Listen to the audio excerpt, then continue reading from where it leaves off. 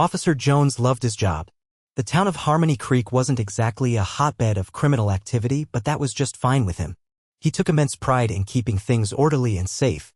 His patrol car, a slightly older model Ford, was always spotless, and his uniform was always crisp and pressed. He believed in rules, plain and simple.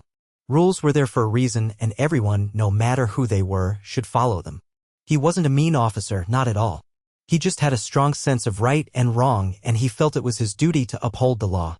He'd help Mrs. Gable carry her groceries across the street, and he always waved to the kids walking to school. He knew most of the townsfolk by name, and they knew him as a fair, if somewhat strict, officer. Some of the other officers teased him about his dedication to the rulebook. "Loosen up, Jonesy," they'd say. "It's Harmony Creek, not New York City." But Officer Jones would just smile politely and stick to his principles.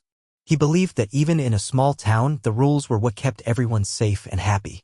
A broken window might seem small, but if left unchecked, it could lead to bigger problems. That was his philosophy, and he lived by it every single day. He wasn't looking for trouble, but he wouldn't ignore it if it came his way, not even for a second. He was Officer Jones, and he was there to serve and protect, and that meant following the rules always. The afternoon sun beat down on Harmony Creek as Officer Jones cruised down Main Street. He was just passing Farmer McGregor's corn stand when a blur of silver caught his eye. A sleek, expensive-looking car, a type he rarely saw in Harmony Creek, zoomed past, heading towards the edge of town. Officer Jones glanced at his speedometer. The car was easily doing 50 in a 25-mile-per-hour zone. Officer Jones frowned. That was way too fast, especially with kids sometimes playing near the park. He flipped on his lights and siren. A short, sharp burst to get the driver's attention. The silver car didn't slow down. Officer Jones sighed. He hated chasing after speeders, but a rule was a rule. He pressed down on the accelerator, his older Ford straining to keep up with the much faster vehicle. The chase wasn't long. The silver car, realizing it was being pursued, finally pulled over to the side of the road just outside of town limits. Officer Jones carefully parked his patrol car behind it, making sure to leave enough space. He turned off his siren but left the lights flashing. He took a deep breath, reminding himself to remain calm and professional. He had no idea who was in that fancy car, but they were about to learn that even in Harmony Creek, you couldn't just ignore the speed limit.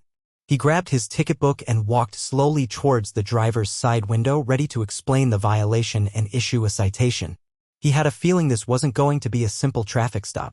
As Officer Jones approached the silver car, he could see the driver was already rolling down the window. The man inside was older, with short, graying hair and a face that looked like it had seen a lot. He wasn't wearing a uniform, just a plain gray suit. His expression was stern, almost intimidating. "License and registration, please," Officer Jones said, his voice calm and professional. He kept his hand near his sidearm just in case, though he hoped it wouldn't be necessary. The man in the suit stared back at him, his eyes piercing. "I'm in a hurry, officer. Can't this wait?" Officer Jones stood his ground. "No, sir. It can't. You were speeding, and I need to see your license and registration." The man sighed heavily, as if Officer Jones was personally inconveniencing him. "Look, I don't have time for this. I'm on important business." "Important business or not, sir, the speed limit applies to everyone. Now, please provide your license and registration." Officer Jones's tone remained polite but firm. He wasn't going to back down. The man hesitated, his jaw tightening. He seemed to be weighing his options. Finally, he spoke, his voice low and gravelly. "I told you I don't have time for this. Just let me go." Officer Jones's patience was wearing thin. "Sir, I'm going to have to ask you again. License and registration, please. If you don't provide them, I'm going to have to ask you to step out of the vehicle." He really hoped this guy wouldn't make him escalate the situation. It was just a simple speeding ticket, after all. Why was this man making it so difficult? "Sir, I'm giving you one last chance," Officer Jones said, his voice now firm and unwavering. "Provide your license and registration, or I will have to place you under arrest for obstruction of justice." The man's face turned red. "You have no idea who you're dealing with," he barked. "I am not going to show you anything. Now get out of my way." He started to roll up the window. Officer Jones reacted quickly. He reached inside the car and turned off the ignition, grabbing the keys. "Sir, you are under arrest," he announced, his voice clear and authoritative. He unclipped his handcuffs. The man struggled, trying to pull his arm away, but Officer Jones was too strong. He managed to get one cuff on the man's wrist. "You can't do this," the man yelled, his face contorted with anger. "I have important places to be." "Everyone has places to be, sir," Officer Jones replied. "But that doesn't give you the right to break the law." He secured the other cuff. "Now, please step out of the vehicle." The man refused to move. Officer Jones, with some effort, managed to pull him out of the car. He placed him against the hood, patting him down for weapons. Finding none, he led him to the patrol car. The man continued to protest, but Officer Jones ignored him. He had made his decision. The law was the law, and no one was above it. Not even someone in a fancy suit who claimed to be on important business. He placed the man in the back of the patrol car and radioed dispatch, informing them he was bringing in a suspect for resisting arrest and multiple traffic violations. He had a feeling this was going to be a long afternoon. The ride back to the Harmony Creek police station was silent. The arrested man, still fuming, stared straight ahead. Officer Jones kept his eyes on the road, his mind already filled with the paperwork he'd have to complete. He knew this arrest was going to cause a stir, but he believed he'd done the right thing. At the station, Officer Jones led the man to the booking desk. Sergeant Miller, a kind, older woman with a warm smile, looked up in surprise. "What have we got here, Jones?" she asked. "Resisting arrest, speeding, and failure to provide identification, Sergeant," Officer Jones replied, placing the keys to the silver car on the desk. Sergeant Miller raised an eyebrow. Quite the catch for a Tuesday afternoon. She started the booking process, asking the man for his name.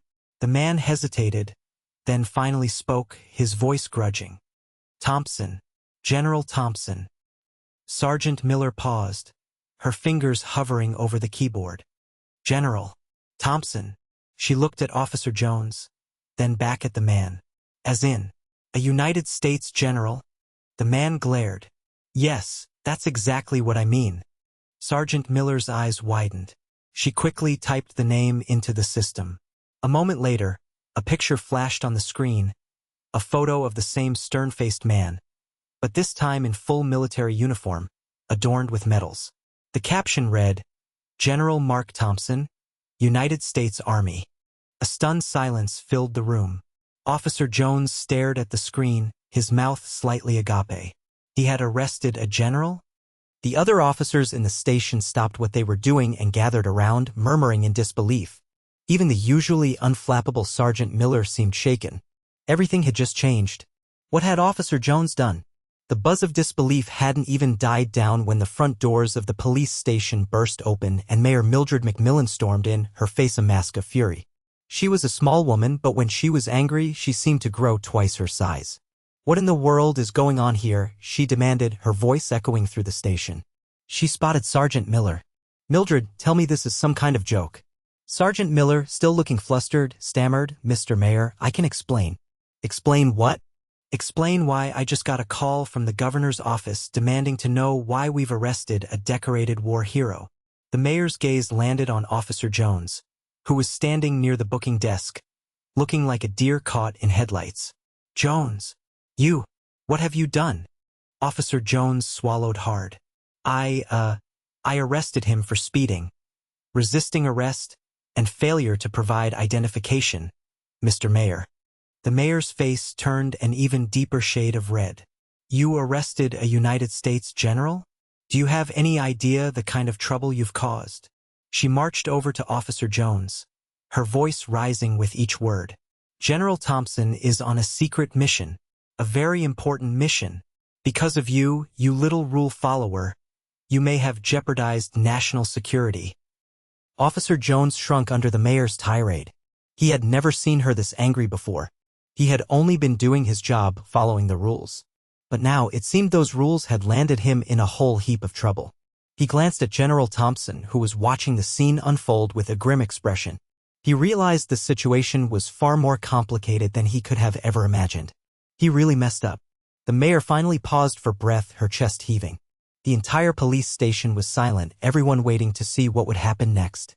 General Thompson, who had remained silent during the mayor's outburst, finally spoke. His voice, though still stern, was now laced with urgency. "Mayor McMillan is correct," he said, addressing everyone in the room. I am on a critical mission. I apologize for my behavior earlier, Officer Jones. I was preoccupied. He turned his gaze to Officer Jones. I was speeding because I received word of a developing situation at Fort Harmony just outside of town. A situation that could have had serious consequences. He paused, choosing his words carefully. There was a potential breach of security. Something that needed my immediate attention. Every minute counted. I know that doesn't excuse my breaking the law, but I assure you my intentions were to protect this town and the country. He explained that a piece of equipment had malfunctioned at the base, potentially triggering a dangerous chain of events. He was the only one with the specific knowledge to disarm it safely and quickly. He hadn't wanted to reveal his identity, fearing it would cause unnecessary panic. But now, with the situation critical, he had no choice. Officer Jones listened intently, his initial shock slowly giving way to a sense of understanding. He still believed in the rules, but he also understood the importance of protecting people. He looked at General Thompson, seeing not just a stern-faced man in a suit, but someone who was genuinely concerned about the safety of others. He began to wonder if maybe, just maybe, he had been too quick to judge. Officer Jones stood there for a moment, weighing his options. He was still technically in trouble with the mayor, and he had just arrested a high-ranking general. But he couldn't ignore the urgency in General Thompson's voice, or the potential danger to the town. He took a deep breath and stepped forward. "General," he said, his voice now steady and determined. "I may have made a mistake earlier, but I want to help. I know the fastest way to get to Fort Harmony. I can give you a ride." The mayor stared at him in disbelief. "Jones, are you crazy? You're going to help the man you just arrested." "He's right, Mildred," Sergeant Miller interjected. "Time is of the essence, and Jones knows these roads better than anyone." General Thompson looked surprised, but a flicker of gratitude crossed his face. "Are you sure about this, officer? You could face serious repercussions." "Right now, sir," Officer Jones replied, "the safety of this town is more important than any repercussions. Besides," he added with a hint of a smile, "I know a few shortcuts." He quickly uncuffed General Thompson, much to the mayor's continued protests. "Sergeant Miller, can you handle things here?" he asked. "Go, Jones," Sergeant Miller said with a nod. "Do what you have to do." Officer Jones grabbed his keys and turned to General Thompson. "Let's go, General. We don't have a moment to lose." He knew he was taking a big risk, but he also knew he was doing the right thing. He might be a small-town cop who believed in the rules, but he also believed in protecting his community, no matter the cost. Officer Jones and General Thompson raced out of the police station and jumped into the patrol car. Officer Jones flipped on the lights and siren, the wailing sound echoing through the town. He knew he was breaking every rule in the book, but he couldn't worry about that now. "Hold on tight, General," he said as he pulled out of the parking lot and sped down Main Street. He weaved through the light afternoon traffic, cars pulling over to the side of the road as the siren blared. He took every shortcut he knew, bouncing over back roads and ignoring speed limits. General Thompson gripped the dashboard, his knuckles white. He looked at Officer Jones with a mixture of apprehension and respect. "You're certainly taking this seriously, officer." "I told you, sir," Officer Jones replied, his eyes focused on the road. "The safety of this town comes first." He expertly navigated a sharp turn, sending gravel flying. He knew these roads like the back of his hand, every bump, every curve, every pothole. They sped past Farmer McGregor's corn stand, past Mrs. Gable's house, past the park where kids were playing. Officer Jones felt a pang of guilt as he sped through these familiar places, breaking the very laws he had sworn to uphold. But he knew he had to get General Thompson to Fort Harmony as quickly as possible. The little Ford patrol car, usually so meticulously maintained and driven at a sedate pace, was now a blur of blue and white, tearing through the countryside like a bat out of you-know-where. Officer Jones pushed it to its limit, the engine straining and the tires squealing. He just hoped they would arrive in time. The patrol car screeched to a halt just outside the gates of Fort Harmony. Soldiers, alerted by the sirens, rushed to meet them, their faces etched with concern. General Thompson jumped out of the car and barked orders, his military bearing immediately taking command. "What's the situation?" he demanded. A young officer saluted. "Sir, the training exercise went sideways. One of the new recruits accidentally activated the emergency protocol on the simulator. We can't shut it down." General Thompson swore under his breath. "Show me." He turned to Officer Jones. "Thank you, officer." You got me here just in time. He hesitated, then added, wait here. Officer Jones watched as General Thompson disappeared into one of the buildings, the soldiers following close behind. He could hear shouting and the clatter of equipment. He waited anxiously, wondering if he had made the right decision. After what seemed like an eternity but was probably only 15 minutes, General Thompson emerged from the building, wiping his brow. He looked relieved. It's contained, he announced. The situation is under control. Thanks to you, officer, we were able to avert a potential disaster. The simulator could have overloaded, causing a fire that would have spread quickly. Your quick thinking saved the day. Officer Jones felt a wave of relief wash over him. He had broken all the rules, but he had helped prevent something terrible from happening. He had made a difference. He noticed a small wisp of smoke curling from a nearby window. Is that? General Thompson followed his gaze. Just a small fire, he said dismissively. Nothing to worry about.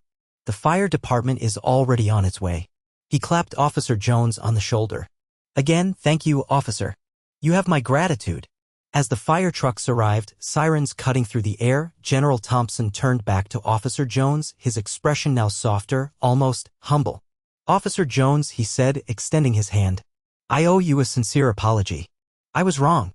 I was wrong to speed, and I was definitely wrong to refuse to show you my identification. I let my urgency cloud my judgment. Officer Jones shook his hand, surprised by the general's sincerity. Thank you, sir. I appreciate that. You were just doing your job, officer, General Thompson continued. You upheld the law even when it wasn't easy. And then when you realized the bigger picture, you put aside your own concerns and helped me. That takes courage and integrity. He paused, then added with a slight smile, I'll make sure the mayor understands the situation. I'll also personally ensure that any charges against you are dropped. In fact, he said, his eyes twinkling, I might even recommend you for a commendation. Officer Jones felt a surge of pride. He had started the day just wanting to enforce the rules, and now he was being praised by a general for going above and beyond. He had learned that sometimes the rules needed to be bent or even broken for the greater good. Thank you, sir, he said again. I was just doing what I thought was right. Well, officer, General Thompson said, you did the right thing, and you did it well. He turned to address a group of soldiers. All right, people, let's get this situation cleaned up. Officer Jones, I believe you have a patrol car to get back to. He gave a final nod of thanks, then turned and strode back towards the buildings, leaving Officer Jones standing there, feeling a mix of relief, pride, and a little bit of disbelief.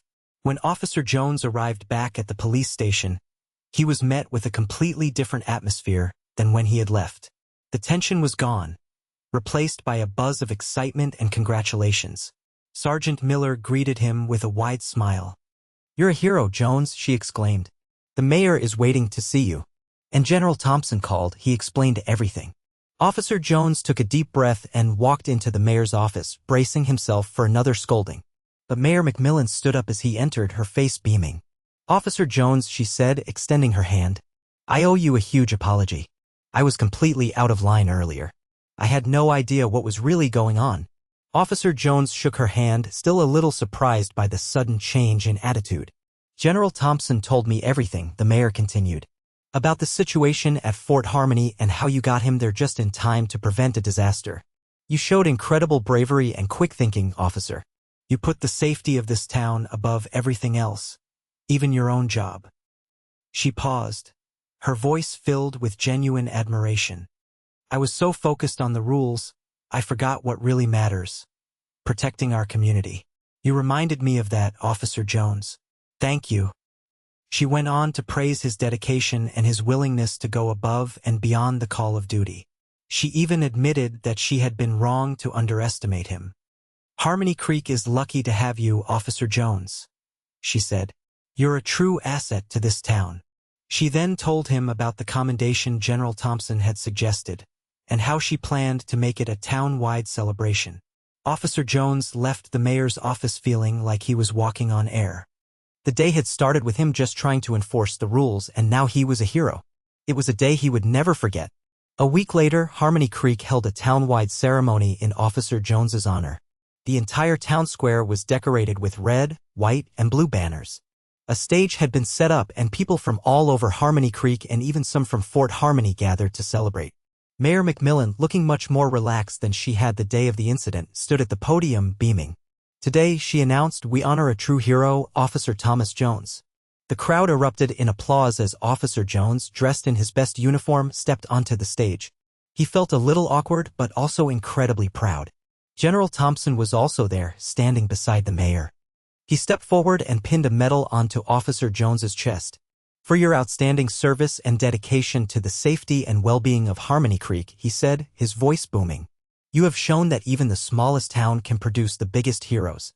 Officer Jones accepted the award with a humble smile. He gave a short speech thanking the mayor, General Thompson, Sergeant Miller, and the entire town for their support. He also reminded everyone of the importance of following the rules but also of knowing when to bend them for the greater good. The ceremony was followed by a town picnic with food, games, and music. Officer Jones was swarmed by well-wishers, everyone wanting to shake his hand and congratulate him. He even got a free corn on the cob from Farmer McGregor and a batch of Mrs. Gable's famous cookies. That day, Officer Jones realized that being a hero wasn't about following the rules blindly, it was about using his judgment, his courage, and his heart to protect the people he served. And it showed everyone that even small-town cops can be heroes.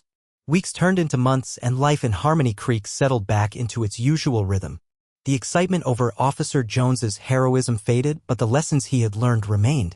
He was still Officer Jones, the dedicated, by-the-book cop. His patrol car was still spotless and his uniform was still crisp and pressed. He still believed in the importance of following the rules. But something had changed.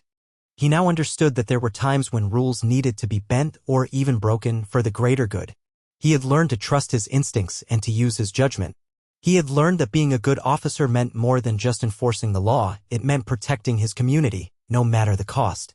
One sunny afternoon, Officer Jones was back on patrol, driving down Main Street. He saw a young boy struggling to carry a stack of books that were threatening to spill onto the sidewalk. He pulled over and helped the boy, just like he always did. As he drove away, he saw a familiar silver car speeding towards him. His heart skipped a beat. Was it General Thompson again? He glanced at his speedometer, then back at the car. It was going slightly over the speed limit, but not excessively. He watched it carefully, ready to pull it over if necessary. But then he saw the driver wave to him. It was General Thompson in full uniform this time, a smile on his face. Officer Jones smiled back and gave a small wave in return. He let the car pass. He knew that General Thompson would never forget the lesson he had learned in Harmony Creek. And Officer Jones would never forget the day he arrested a general and how everything changed. He continued his patrol, still serious about the rules, but now with a better understanding of when to be flexible, a true guardian of Harmony Creek.